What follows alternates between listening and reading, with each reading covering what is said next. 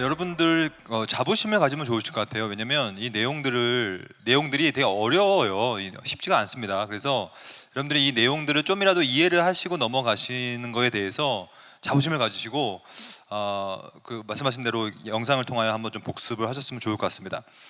오늘은 9시 20분까지 할 거니까요. 이제 30분 정도 남았습니다. 30분 동안 이제 설교와 성찬과 세례, 예배 이렇게 네 가지를 짧게 좀 보려고 합니다.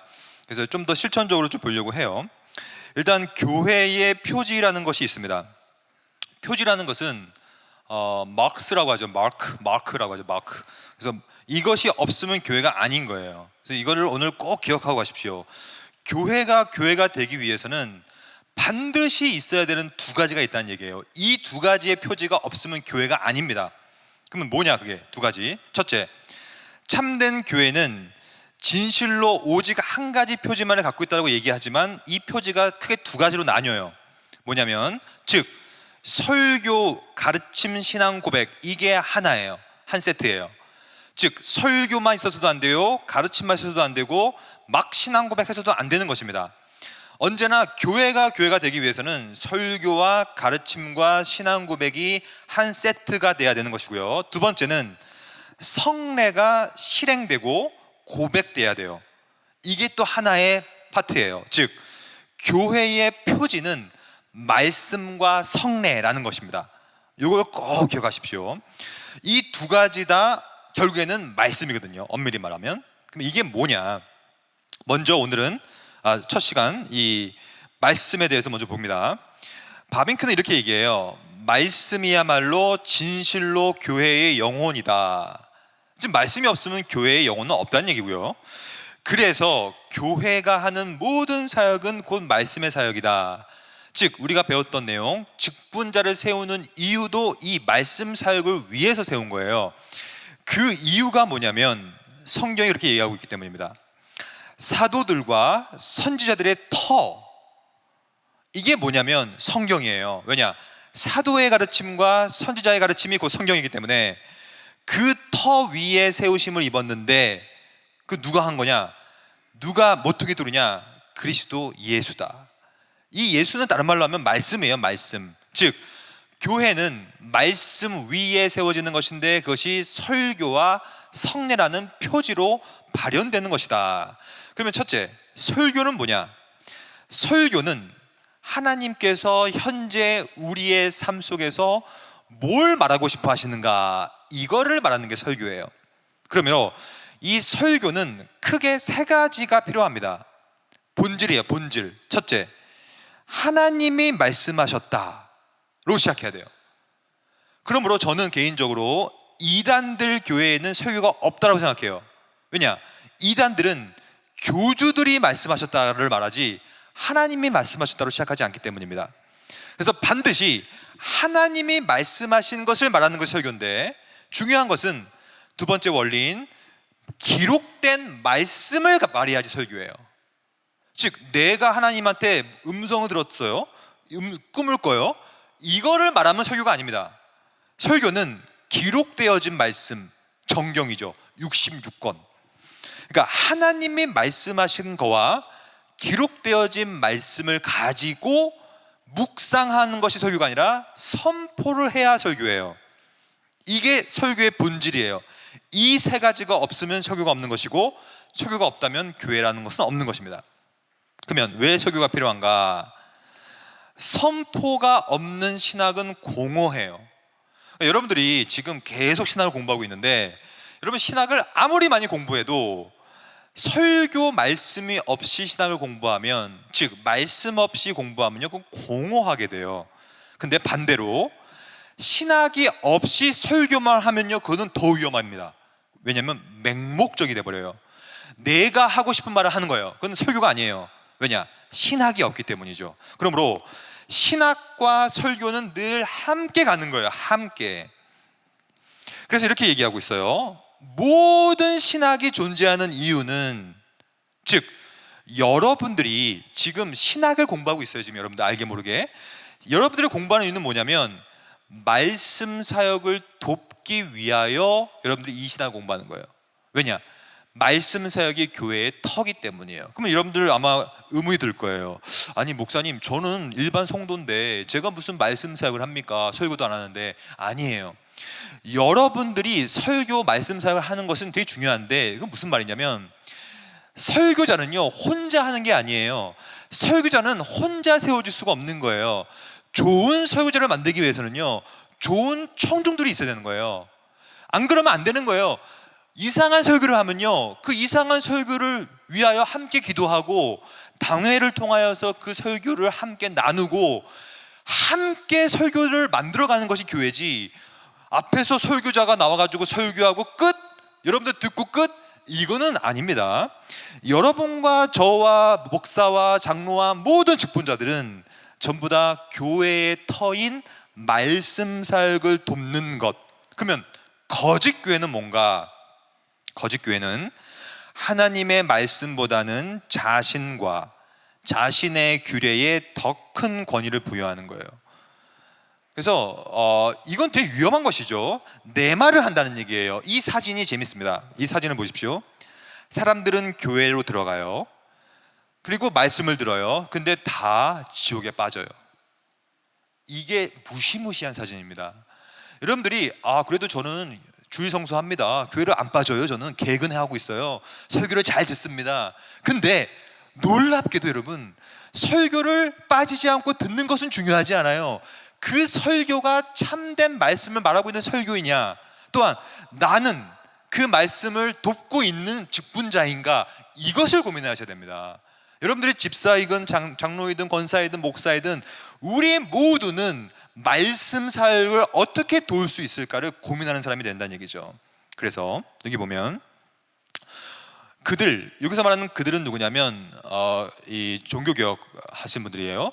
종교개혁자들이 로마 가톨릭과 결별할 수 있었던 이유는 뭐냐면, 교회가, 즉 참된 교회가 아닌 거짓 교회들은 그 자체로도 신뢰할 수 없고 진리로부터 떠날 수 있으며, 또한 어떠한 것도 다 필요 없이 오직 성경만이 교회보다 더 큰 권위를 갖는다는 전제 때문에 개신교회가 거기서부터 나올 수가 있었던 거예요. 대구 남산교회는 여러분 로마 가톨릭 교회가 아니에요. 대구 남산교회는 개신교회입니다. 개신교회라는 것은 오직 성경만이 더 큰 권위를 가진다는 사실을 인정하고 그 외의 가르침들을 거부하는 것, 거기서부터 시작되는 거예요. 저는 이렇게 생각해요. 참된 교회는 뭐냐면 여러분, 이 가운데 목사님들도 계실 건데 저도 목사니까 드리는 말씀이에요. 정말 좋은 교회는 뭐냐면 목사님의 설교를 함께 나누고 그 설교의 문제점까지도 함께 나눌 수 있는 교회가 참된 교회예요, 여러분. 그러니까 이거는 목사부터, 저도 목사라서 말씀드리는 거예요. 목사부터 이 자세를 먹고 있어야 돼요. 안 그렇게 되면요 계속 잘못된 말씀을 전하는데 회중들도 아무런 얘기 없이 그냥 그렇게 전하면 안타깝게도 이런 교회가 되는 것입니다. 여러분, 이 영국에 보면 청교도라는 신학 전통이 있어요. 청교도 신학 전통에서는 늘 어떤 말을 썼냐면 이런 말을 썼어요. 저 봐라, 저 봐라, 성도들이 다 교회로 들어가고 있구나, 교회로 들어가서 다 설교를 듣고 있구나, 근데 설교 다 끝나고 다 지옥으로 들어가고 있구나 라는 말을 썼어요. 교회를 간다고 해서 천국 가는 것이 아닙니다. 설교를 듣는다고 해서 천국 가는 것이 아니에요. 참되고 바른, 우리가 봤던 하나님이 말씀하신 그 말씀을 전하는 설교, 말씀이 기록되어진 말씀을 전하는 설교, 선포하는 설교를 성도와 함께 만들어가는 교회가 참된 교회예요. 그러면서 여러분들 착각하지 마십시오. 어떤 사람들이 생각해요. 우리 좋은 설교자가 좋습니다, 저는 좋은 설교자가 좋아요. 그 누가 만든 줄 아십니까? 성도가 만드는 거예요. 좋은 설교자는 성도가 만드는 것이지, 좋은 목사는 설교가 만드는 것이 이 성도가 만드는 것이지, 누가 만듭니까? 교인이 목사를 만들고 교인이 좋은 장로를 만드는 거예요. 딴 사람 욕할 필요 없어요. 왜 우리 교회 장로님들은 이래? 왜 우리 교회 집사님들은 이래? 여러분들이 그렇기 때문에 그런 것입니다. 그런 거 아니겠습니까? 좋은 성도가 좋은 직분자를 만드는 것이고, 좋은 성도가 좋은 설교자를 만드는 것입니다. 같이 가는 거예요. 왜냐? 모든 교회는, 모든 신학은 결국에는 말씀 사역을 돕는 것이요. 왜 그러냐면 교회의 참된 표지가 말씀과 성례이기 때문입니다. 그래서 여러분들은 성경에 말하는 것과 성경에 말하지 않는 것을 구별할 수 있어야 되며, 이 구별을 위하여 교리 성경대학을 지금 하고 있는 거예요. 이거를 듣고 구별할 수 있는 자세를 가져야 되고, 이 자세를 가지고 성경보다 더 높은 권위를 처절하게 무찌를 수 있는 그런 일들이 우리 가운데 있어야 된다. 두 번째, 그러면 설교가 그렇게 중요하다면 왜 빵과 포도즙, 즉 성례는 왜 먹고 마시는 건가? 왜 성찬은 중요한가? 이것 좀 보도록 하겠습니다. 제가 말씀드렸다시피 교회는 첫 번째 표지는 누가 아무래도 말씀 선포입니다. 두 번째 표지는 바로 성례예요. 성례. 그래서 먼저 성찬을 먼저 보고 그 다음에 세례를 보려고 합니다. 그러면 성찬은 도대체 왜 하는가? 잘 보십시오. 어디서든 하나님의 말씀이 순결하게 전해지고 그 말씀을 듣고 성례가 정하신 규례를 따라서 시행되면 거기에는 교회가 있다라는 뜻이에요. 반대로 말하면 말씀 설교가 없고 성례가 제대로 되지 않으면 그 교회는 교회가 아니라는 얘기예요. 여러분들 평가해 보십시오. 여러분들의 교회는 참된 교회입니까?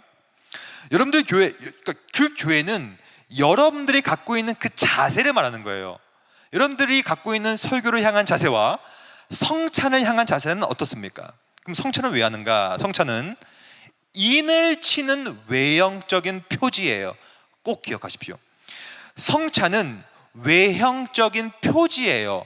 어떠한 표지냐면 하나님께서 우리에게 그리스도를 통하여 은혜를 주셨다는 것을 증표로 만드는 거예요. 그래서 그것을 확증하는 시간이죠. 그래서 하나님의 은혜는 보이지 않잖아요. 그래서 잘 모르잖아요. 근데 직접 보는 거예요. 포도주를 보고 떡을 직접 보는 거예요. 직접 보기 때문에. 그래서 뭐라고 부르냐, 잘 보십시오. 그래서 이런 말을 쓰는 겁니다. 우리가 교회에 표지하면 두 가지가 있다고 말씀드렸죠. 말씀, 설교죠. 그리고 성례. 그러면 뭐라고 부르냐면 말씀을 보이지 않는, 즉 설교죠. 이건 설교를 보이지 않는 말씀이라고 불러요. 그리고 성례를 뭐라고 부르냐면 보이는 말씀이라고 부릅니다. 그래서 보이지 않는 말씀은 듣는 것이고, 들음. 그래서 이 들음에서 믿음이 나고, 믿음이 난 자들은 이제 행하는 거예요. 보이는 것으로 행함이 있는 것이죠. 이 두 가지가 함께 있어야 교회입니다. 그러면 왜 보이는 게 중요한가? 보이는 게 중요한 이유는 이런 것 같아요. 여러분들도 다 사랑을 해보셨을 거 아닙니까? 여러분, 말로만 하는 사랑은 사랑이 아니에요. 아니, 당신밖에 없어, 사랑해, 사랑해. 공허하죠. 무슨 능력이 있습니까? 진짜 사랑한다면요, 행동을 취해야지 진짜 사랑이에요. 희생을 하던가 뭔가를 선물을 사주던가 뭔가를 해줘야 사랑 아닙니까? 뭔가를 해줘야. 즉 구구절절하게 사랑한다 사랑한다 하는 것보다 단 한 번에 꽃다발이 더 유효한 것처럼 보이지 않는 것과 보이는 것의 유효성이 다른 거예요. 그래서 성례를 뭐라고 부르냐면 칼빈은 이렇게 얘기합니다. 성례는 말씀과는 다르다. 말씀은 보이지 않는 거기 때문에 듣는 거지만 성례는 뭐냐? 약속들을 마치 그림으로 보는 것처럼. 왜냐? 직접 먹고 빨간 피, 그리스도의 피를 먹고 마시는 행위를 하기 때문에 보이는 거예요. 보이기 때문에. 아우구스티누스에 의하면 아주 위대한 교부예요. 교부. 초대교회의 교부인데 이분은 뭐라고 얘기했냐면, 그래서 성례를 가리켜 눈에 보이는 말씀이라고 불렀어요. 왜냐? 성례는 하나님께서 주시는 그리스도라는 그 약속을 그림을 보는 것처럼 직접적으로 보여주고, 그래서 칼빈은 이렇게 얘기합니다. 더 높이 올라가서 성례 속에 감춰져 있는 영적이고 고귀한 신비들을 직접적으로 바라보게 되는 거예요. 성찬을 통하여. 그래서 저는 한국 교회에 이 성찬이 다시 한번 회복돼야 돼요. 억지로 지겹도록 그냥 성찬을 그냥 하는 것이 아니라 성찬을 통하여 그리스도가 우리와 함께 한다는 사실, 그의 피와 살을 통하여 우리가 속죄받았다는 그 사실을 직접 경험하고 보고 누리는 것. 그래서 성례를 뭐라고 또 부르냐면 우리 믿음의 기둥. 그래서 건물이 그 기초 위에 든든히 서 있지만 기둥이 없으면 흔들리는 것처럼 우리도 거기에, 즉 말씀이라는 기초 위에 서 있지만 보이지 않기 때문에, 흔들리기 때문에 거기에 보이는 성례를 첨가하면 더욱 든든하게 서 있을 수가 있게 되는 것이다. 그래서 여러분들이 성찬을 먹고 마실 때 직접적으로 그리스도의 속죄 사역을 묵상하시면서 계속 그리스도와 연합을, 은혜를 누리는 것, 이게 다시 한번 성찬의 의미를 되새겨야 된다는 얘기죠. 그러면 많은 사람들이 오해하죠. 마치 성찬을 먹어야만 구원받을 수 있다고 생각해요. 아닙니다. 성찬 그 자체에는 아무런 능력이 없어요. 떡과 포도주 그 자체에는 아무런 능력이 없어요. 그러므로 한국 개신교회의 문제 중에 하나가 또 성찬 이것을 마치 성물처럼 생각하는 경향이 있어요. 그래서 남은 것을 막 땅에 파묻고 막 태우고 막 이런 사람들, 이거 아닙니다. 그거는 로마 가톨릭식이에요. 로마 가톨릭은 직접적으로 화채설이라는 게 있는데 떡과 포도주가 진짜 그리스도의 피와 살이 돼버리기 때문에 함부로 그것을 처리할 수가 없기 때문에 이것을 성물로 생각해요. 하지만 개신교는 그게 아닙니다. 개신교에서는 떡과 포도주 그 자체에는 능력이 없어요. 또한 제사장, 사제 자체에도 능력이 없어요. 그러니까 어떤 것에도 성찬 그 자체에 능력이 없어요. 뭐가 능력이 있느냐? 성찬 가운데 함께 하시는 그리스도가 능력이 있다는 얘기죠. 그게 성찬의 의미죠. 자, 보십시오. 중요한 가르침입니다. 칼빈은 이렇게 얘기합니다. 그러므로 하나님께서 주신 이러한 것들을 통하여, 두 번째 줄에 다른 물질들, 즉 떡과 포도주를 신뢰하지 말아야 한다. 또한 그것들 자체를 흠모하거나 높이지 말아야 한다. 이와 마찬가지로 우리가 성례 그 자체에 신뢰를 둬서도 안 되고 하나님의 영광이 떡과 포도주에 들어갔다고 생각하면 안 된다라는 얘기예요. 화채설이 아니라는 얘기죠. 떡과 포도주에 들어갔다고 봐도 안 된다. 왜냐? 이 모든 것은 성찬 그 자체의 능력이 있는 것이 아니라 성찬을 제정하신 그리스도의 피와 몸의 능력이 있는 것이다 라는 얘기를 하고 있는 거예요. 그러므로 성찬 그 자체의 능력이 있다거나 혹은 세례를 받아야 구원을 받는다는 식의 가르침은 다 잘못된 것입니다. 어떤 분들이 이렇게 생각해요. 그래도 목사님, 세례를 받아야 구원받는 거 아니에요? 여러분, 세례를 받아야 구원받습니까? 아니에요. 구원을 받았기 때문에 세례를 받는 것입니다. 여러분 잘 기억하세요. 세례를 받기 때문에, 세례 때문에 구원받은 것이 아니라 구원을 받은 사람한테 세례를 주는 거예요. 그러므로 세례가 뭔지를 좀 보려고 합니다. 세례는 왜 받는 것인가? 세례는 입문의 표시예요. 입문.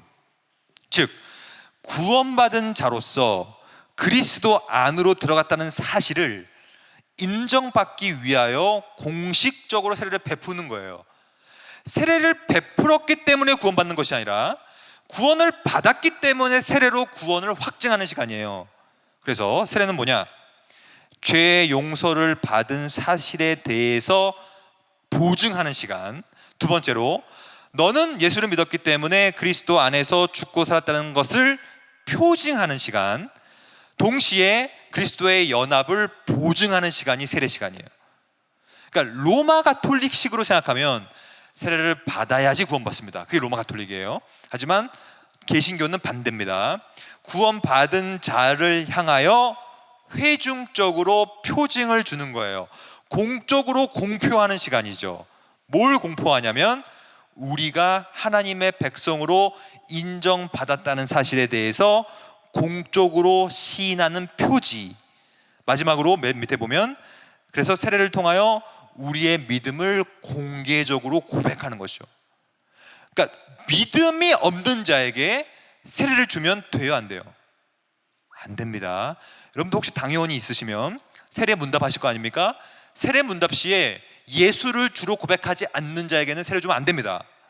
그 아이가 목사 아들이라고 하더라도, 장로 아들이라고 하더라도 절대로 신앙을 고백하지 못하면 세례를 주면 안 되는 거예요. 근데 한국 교회는 막 세례 줘버렸죠. 저는 그런 차원에서 진중 세례도 거부합니다. 진중 세례는 하면 안 돼요. 군대에서는요, 초코파이 먹으러 군대 가요. 교회 가요. 초코파이 먹으려고 세례 받아요. 안 됩니다. 그건 세례가 아니에요. 세례는 자신의 신앙을 고백한 자에게 줘야 돼요. 왜냐? 구원받은 자로서, 접붙임을 당한 자로서 표지가 세례이기 때문에 그렇습니다.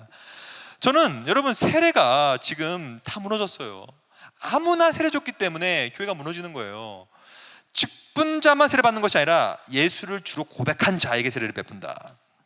근데 그러면 혹시라도 다른 이단 교회라든지 로마 가톨릭 교회 같은 데서 세례 받은 사람들한테 다시 세례를 줘야 되는가? 즉 재세례의 문제입니다. 여러분 어떻게 생각하십니까? 천주교에서 신앙생활한 사람한테 그러니까 천주교에서 세례 받은 사람이 개신교회에 오면 다시 세례를 줘야 될까요? 안 주면 될까요? 어떻게 생각하십니까? 이러한 문제는 이미 칼빈 시대에도 굉장히 논쟁이 많았습니다. 근데 칼빈의 입장은 뭐냐면, 천주교에서 세례를 받는다고 하더라도 세례를 주는 자가 제사장이든 목사든 하지만 그 세례를 베푸는 능력은 성부와 성자와 성령의 이름으로 주기 때문에, 여기 세 번째 줄에 보면 세례는 누가 시행하든지 간에 사람에게 속한 것이 아니라 하나님께 속한 것이다. 그러므로 성부, 성자, 성령의 이름으로 주는 세례는 인정하겠다라는 것이 칼빈의 입장이에요. 저도 이 입장을 따라갑니다.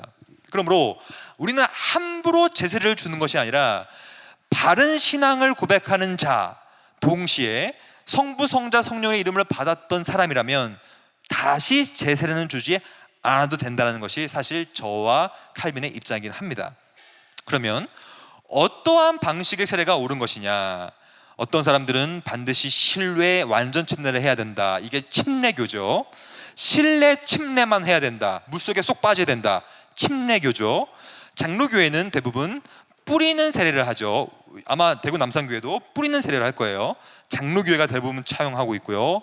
붓는 세례는 로마 정교회라든지 동방 정교회에서는 여전히 붓는 세례를 합니다. 근데 여러분, 어떠한 세례 방식을 사용해야 될까요? 어떤 방식이 맞는 걸까요? 중요한 것은, 칼빈의 입장은 세세한 방식은 중요하지 않아요. 예를 들면 어떠한 교회는 사막에 있다 생각해봐요. 사막에 있는데 어떻게 침례합니까? 물이 없는데. 강이 없는 지역에서 어떻게 실외 침례를 할 수 있어요? 못하는 거예요. 물이 없는 지역에서는 뿌리는 세례 해도 되는 것이에요. 그러므로 세례는 뭐냐? 잘 보십시오. 세례를 받는 사람이 물속에 잠겨야 되는가? 3번 잠겨야 되느냐? 1번 잠겨야 되느냐? 물을 뿌리면 되는가? 이러한 세세한 문제는 중요하지 않아요. 다양한 풍토에 따라서, 교회들의 재량에 따라서 시행하는 거예요. 하지만 중요한 것은 세례를 주다라는 단어 뵙티조라는 뜻인데, 이 뵙티조라는 뜻은 언제나 물에 잠그는 거예요. 왜냐? 물의 잠금을 통하여 옛자가 그리스도와 함께 못 박히고 새 자아가 부활과 동시에 함께 올라오는 의식이 세례이기 때문에, 세례를 주다라는 것은 물속에 빠지는 게 제일 좋지만 현대 교회 가운데도 그런 일이 하기가 어렵기 때문에 어떤 것이라도 성부와 성자와 성령의 이름으로 그리스도를 주로 시인하고 예수를 주로 고백하는 자에게 외적인 확증의 시간이 바로 세례다. 이렇게 정리하면 되겠습니다. 마지막 남은 시간 한 5분 정도 우리가 예배를 드리는 이유를 좀 보고요, 마칠 겁니다. 사실 교회 내에서는 여러 가지 교회들이 있는데, 일단 첫 번째는 가르치는 교회라는 게 있어요. 가르치는 교회. 그래서 기본적으로 가르치는 교회가 중요한데, 놀랍게도 바빙크는 가르치는 교회를 반대합니다. 이게 무슨 뜻이냐? 이 가르치는 교회는 로마 가톨릭 교회를 말하는 거예요. 로마 가톨릭 교회는 위에서 직분자들이 성도들한테 야 너희는 그냥 입 다물고 내가 말하는 그대로 그냥 받아 먹어, 이게 잘못된 가르치는 교회의 습성이에요. 그래서 수동적으로 성도들은 그냥 복종해야만 하고 위계 질서에 순종해야만 하며 교황에 대한 복종만을 강요하는 가르치는 교회 형식은 잘못됐다는 얘기입니다. 그러므로 왜냐? 우리의 남편은 그리스도지 앞에서 와치는 목사가 아니기 때문에 그리스도께서 교회의 머리, 또한 그의 몸이 교회의 머리, 즉 그가 몸인 교회의 머리시요 그가 근본이기 때문에 그런 차원에서 그리스도가 가르치는 교회가 참된 교회요, 그것이 바른 가르치는 예배지 로마 가톨릭 형식의 가르치는 교회는 옳지 않다는 것이 바벤크의 입장이고, 두 번째, 지나치게 교회 예배가 사요적이 되면 안 된다라는 입장이에요. 사요적인 건 뭐냐면 엑스 오페라토 에퍼라툼이라고, 사요적이라는 뜻은 뭔가 행함이 있을 때 거기 안에 능력이 있다는 뜻을 사효적이라고 불러요. 행할 때 효력이 발생한다는 뜻이에요. 그러므로 지나치게 예전주의 형식으로 뭔가를 행할 때만 바른 예배가 된다는 식의 가르침도 거부합니다. 그러면서 예배는 사요적 예배가 되면 안 되고 오직 믿음으로 말미암은, 즉 이 믿음은 말씀을 듣는, 또한 그 말씀을 믿는 믿음이에요. 말씀을 듣고 그 말씀을 듣고 여기 보이지 않는 말씀을 듣고 보이는 말씀과 보이지 않는 말씀을 듣고 행하는 이 일을 통하여 사요적이 아니라 믿음으로 말미암는 예배와 교회가 옳은 것이다. 이것이 이제 바빙크의 입장이고요. 마지막으로 가시적인 예배를 강조하는 것을 또 반대했습니다. 지나치게 가시적인 거. 그래서 현란한 예배 디자인, 현란한 찬양팀, 현란한 교회 건물, 이게 다 로마 가톨릭식이죠. 여러분 로마 가톨릭 교회를 가보면요 온갖 형태의 성상들이 가득합니다. 교회 내에. 그래서 성상이라는 것은 베드로, 요한, 야고보 이런 사도들, 예수님을 이 성상들을 조각상으로 그려놓은 거거든요. 만들어 놓은 거거든요. 다 가시적이죠. 그리고 고딕 양식, 하늘을 찌를 듯한 아주 고딕 양식. 왜 고딕 양식으로 교회를 만들었냐면 베드로의 후계자인 교황이 하나님의 대리인으로서 고딕 양식을 통하여 하나님과 맞닿는다고 생각하는 거예요. 그건 잘못된 것이죠. 왜냐? 교황을 통하여 맞닿는 것이 아니라 중보자를 통하여 맞닿는 것이 개신교회죠. 그래서 로마 가톨릭 교회에 반하여 교회는 가시적 교회가 있고 비가시적 교회가 있는데, 우리는 지나치게 가시적 교회에 집중하면 안 된다는 거예요. 우리는 가시적, 눈에 보이는 이런 건물이 중요한 게 아니라 보이지 않는 교회, 즉 비가시적 교회. 그 교회는 어떤 교회냐면 믿음으로, 말씀으로 그리스도와 교제하고 성령으로 말미암는, 즉 사요적 가시적 예배에 집중하는 교회는 참된 교회가 될 수 없다는 입장이죠. 언제나 보이지 않는 것. 그래야 지나치게 제도에 관심을 기울여서는 안 되고, 또한 반대로 제도를 다 거부하고 지나치게 열정만 강조해서도 안 돼요. 저는 이 두 가지의 균형이 중요하다.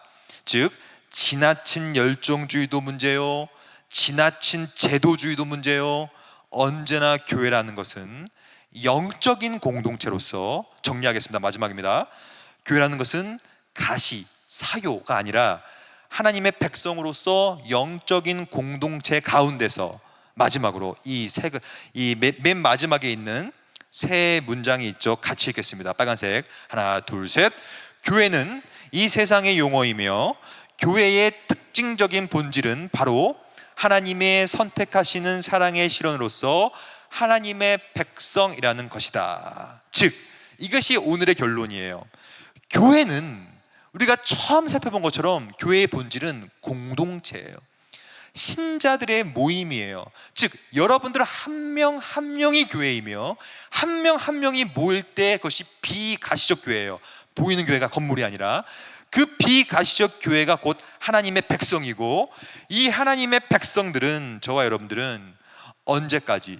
종말까지, 종말을 재림이라고 하는데 재림 때까지 하나님의 백성으로서 교회로서 삶의 예배를 드리면서 살아가는 것, 이게 바로 우리가 오늘 교회론의 마무리하는 핵심입니다. 그래서 우리가 다음 주에는 이 교회가 그럼에도 불구하고 여전히 죄로 인해 왜곡되어 있기 때문에 어떻게 그것이 완성될 수 있는가, 그래서 신천지에 대해서 배울 것입니다.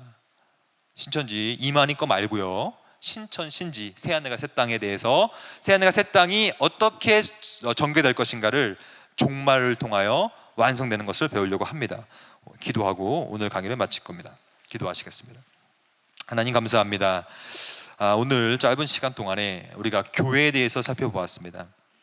교회는 건물도 아니요, 목사와 장로가 운영하는 집단도 아니요, 또한 세상과 똑같은 어떠한 공공단체라든지 동아리 수준의 그런 단체가 아닙니다. 교회는 언제나 보이는 말씀과 보이지 않는 말씀에 근거하여 그 그리스도의 터에 근거하여 우리 각자의 삶이 교회예요. 우리 각자의 신자의 삶이 곧 교회이며 우리의 공동체가 모일 때야 진정한 교회라는 사실을 깨닫고 오늘 하루도 주님의 교회로서 하루하루를 잘 살아갈 수 있는 우리 모두가 될 수 있도록 인도하여 주시옵소서. 이 교회가 이제 우리가 나중에 배울 종말일 때 완성될 것입니다. 그 완성될 교회의 모습을 기대하며 나아갈 수 있는 우리 모두가 될 수 있도록 인도하여 주시옵소서. 이 모든 말씀 교회의 터 대신 예수 그리스도 이름으로 기도드립니다. 아멘. 수고하셨습니다.